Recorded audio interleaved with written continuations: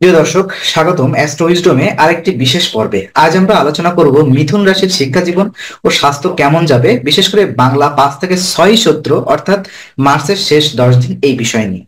তো এই সময় মিথুন রাশির জাতকদের জীবনে কি পরিবর্তন আসতে পারে, একাডেমিক ক্যারিয়ারে কি উন্নতি হবে, নাকি নতুন চ্যালেঞ্জের মুখোমুখি হতে হবে, স্বাস্থ্য ও মানসিক অবস্থার উপরে গ্রহগুলোর প্রভাব কি হতে পারে, এই সমস্ত প্রশ্নের উত্তর জানার জন্য এই ভিডিওটি সম্পূর্ণ দেখুন। আজকের বিশ্লেষণে আমরা আলোচনা করব গুরুত্বপূর্ণ গ্রহের অবস্থান, শিক্ষা জীবনের সম্ভাবনা, পরীক্ষার প্রস্তুতি, স্বাস্থ্য ও মানসিক স্থিতিশীলতা এবং প্রয়োজনীয় কিছু পরামর্শ। তো চলুন শুরু করা যাক।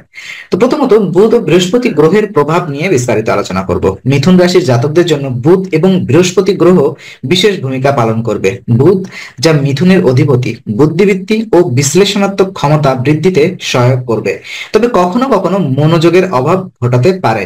বৃহস্পতি শিক্ষার গ্রহ হওয়ায় উচ্চ শিক্ষার্থীদের জন্য এটি একটি গুরুত্বপূর্ণ সময়।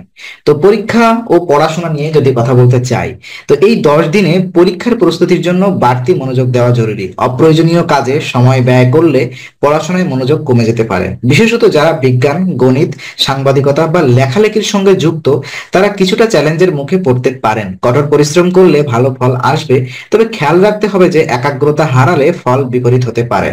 তো বিশেষ পরামর্শ থাকছে, পরীক্ষার প্রস্তুতির জন্য নির্দিষ্ট রুটিন মেনে চলুন। প্রতিদিন কমপক্ষে 5 থেকে 6 ঘন্টা পড়াশোনায় মনোযোগ দিন এবং মোবাইল বা সামাজিক যোগাযোগ মাধ্যমে অতিরিক্ত সময় ব্যয় করা এড়িয়ে চলুন। দেখে নিব চাকরি ও স্কিল ডেভেলপমেন্টের কিছু ব্যাপারগুলা। তো যারা চাকরি বা স্কিল ডেভেলপমেন্টের দিকে নজর দিচ্ছেন, তাদের জন্য সময়টি বেশ গুরুত্বপূর্ণ। নতুন কিছু শেখার সুযোগ আসতে পারে, তবে দ্বিধাদ্বন্দ্ব থাকায় অনেকেই সঠিক সিদ্ধান্ত নিতে দেরি করতে পারেন।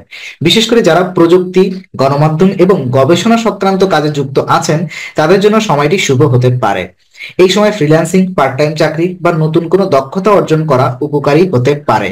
তো যারা নতুন ক্যারিয়ারের চিন্তা করছেন, তারা ভালোভাবে গবেষণা করে সিদ্ধান্ত নেবেন। বিশেষ পরামর্শ এটাই থাকছে, পরিকল্পিতভাবে স্কিল ডেভেলপমেন্টের দিকে মনোযোগ দিন এবং যে কোনো গুরুত্বপূর্ণ সিদ্ধান্ত নেওয়ার আগে বিশেষজ্ঞদের পরামর্শ নিন। শারীরিক স্বাস্থ্য সম্পর্কে কথা বলতে চাই। মঙ্গল ও চন্দ্রের প্রভাবে এই সময় মিথুন রাশির জাতকদের শারীরিক স্বাস্থ্যের কিছুটা ওঠানামা দেখা দিতে পারে। বিশেষত অনিদ্রা, মাথা ব্যথা, গ্যাস্ট্রিক এবং ঠান্ডাজনিত কাশির সমস্যা দেখা দিতে পারে। যারা অতিরিক্ত কাজের চাপ নিচ্ছেন, তারা কিছুটা অবসাদ অনুভব করতে পারেন। এছাড়া আবহাওয়া পরিবর্তনের কারণে কিছু জাতকের ঠান্ডা, কাশি বা অ্যালার্জির সমস্যা বাড়তে পারে। যারা হজমজনিত সমস্যায় ভুগছেন, তারা খাদ্যাভ্যাসে পরিবর্তন আনতে পারেন। তো বিশেষ পরামর্শ এটাই থাকছে, স্বাস্থ্যকর খাবার গ্রহণ করুন, তেল মশলাযুক্ত খাবার এড়িয়ে চলুন, পর্যাপ্ত পরিমাণ পানি পান করুন, নিয়মিত যোগ ব্যায়াম ও মেডিটেশন করুন এবং পর্যাপ্ত ঘুম নিশ্চিত করুন।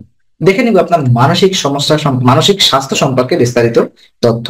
তো রাহু ও চন্দ্রের অবস্থানের কারণে মানসিক অস্থিরতা কিছুটা বৃদ্ধি পেতে পারে। এই সময় জাতকরা আত্মবিশ্বাসের অভাবে ভুগতে পারেন অথবা অতিরিক্ত চিন্তিত হয়ে পড়তে পারেন। অকারণ উদ্বেগ বা হতাশা থেকে মুক্ত থাকতে হলে ইতিবাচক চিন্তা ভাবনায় মনোযোগ দেওয়া জরুরি। বিশেষ করে যারা একাকিত্ব অনুভব করছেন, তাদের জন্য পারিবারিক ও সামাজিক সংযোগ খুবই গুরুত্বপূর্ণ হতে পারে। মানসিক চাপ এড়াতে মেডিটেশন এবং মনোযোগ বৃদ্ধির ব্যায়াম করা উপকারী হবে। তো বিশেষ পরামর্শ এটাই থাকছে, প্রতিদিন অন্তত 15 থেকে 20 মিনিট মেডিটেশন করুন।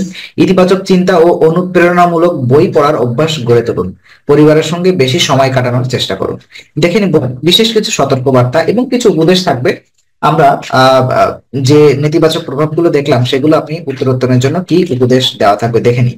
তো বিশেষ করণীয় থাকবে, আপনাকে রুটিন মেনে চলতে হবে, নিয়মিত ব্যায়াম এবং যোগ ব্যায়াম করতে হবে, স্বাস্থ্যকর খাবার এবং পর্যাপ্ত ঘুম নিশ্চিত করুন, পরীক্ষার প্রস্তুতিতে মনোযোগ দিন, মানসিকভাবে ইতিবাচক থাকার চেষ্টা করুন। বিশেষ করে অতিরিক্ত দুশ্চিন্তা আপনাকে এড়িয়ে চলতে হবে। রাত জাগা ও অনিয়মিত জীবনযাত্রা এড়িয়ে চলতে হবে। অতিরিক্ত সোশ্যাল মিডিয়া বা মোবাইলের সময় ব্যয় করাকে এড়িয়ে চলুন। শরীরের প্রতি অবহেলা করা এড়িয়ে চলুন। তো আজকে আলোচনা আমরা এখানেই শেষ করছি। আমরা আশা করি এটি আপনার মনে নতুন কিছু আলোর সঞ্চার করেছে। যদি ভিডিওটি আপনাকে ভালো লেগে থাকে, তবে লাইক দিতে ভুলবেন না। আপনার মতামত জানাতে কমেন্ট করুন এবং প্রিয়জনদের সঙ্গে শেয়ার করে তাদের জীবনেও আলোর বার্তা পৌঁছে দিন। আর অবশ্যই আমাদের চ্যানেলটি সাবস্ক্রাইব করুন, কারণ এখানে আমরা প্রতি মুহূর্তে নতুন আলো ও জ্ঞানের কথা নিয়ে আসি। আবার দেখা হবে, ততক্ষণ ভালো থাকুন, শান্তিতে থাকুন। নমস্কার।